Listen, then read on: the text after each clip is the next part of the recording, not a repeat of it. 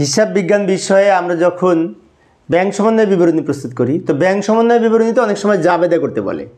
তো জাবেদা যদি করতে বলে এই লেনদেনটির জাবেদা কী করব। এই লেনদেনে কি বলেছে লক্ষ্য করি, ব্যাংক কর্তৃক চার্জ কর্তন 1000 টাকা, যার উপরে 15% ভ্যাট ধার্য করতে হবে, নগদান বইতে লেখা হয়নি। এই ধরনের লেনদেন আমি পূর্বে আলোচনা করেছিলাম, কিন্তু সেখানে ভ্যাট ছিল না, বাট এখানে ভ্যাট আছে। তো কীভাবে জাবেদা করব, ভালো করে লক্ষ্য করি। 1000 টাকার ব্যাংক চার্জ, এর উপরে আবার 15% ভ্যাট যুক্ত করতে হবে।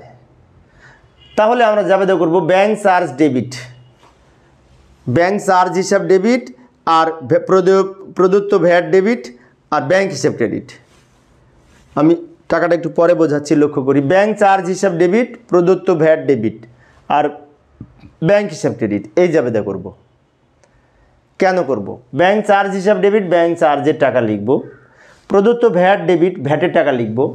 এই 1000 টাকার উপরে 15% হিসাব করে 150 টাকা, আর এই দুইটা যোগ করে ব্যাংক জমা কমে যাবে আমার, কারণ ব্যাংক থেকে তো টাকাটা কেটে নেবে।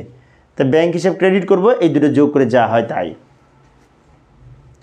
আর ব্যাখ্যায় আমরা লিখতে পারি যে ব্যাংক কর্তৃক চার্জ কর্তন এবং ভ্যাট ধার্য, এটা ব্যাখ্যায় লিখতে পারি আমরা। তো প্রিয় শিক্ষার্থী বন্ধুরা, এই ছিল আমার আজকের আলোচনার বিষয়।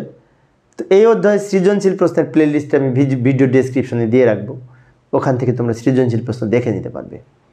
তো পরের ক্লাসটি দেখার আমন্ত্রণ রইল। খোদা হাফেজ।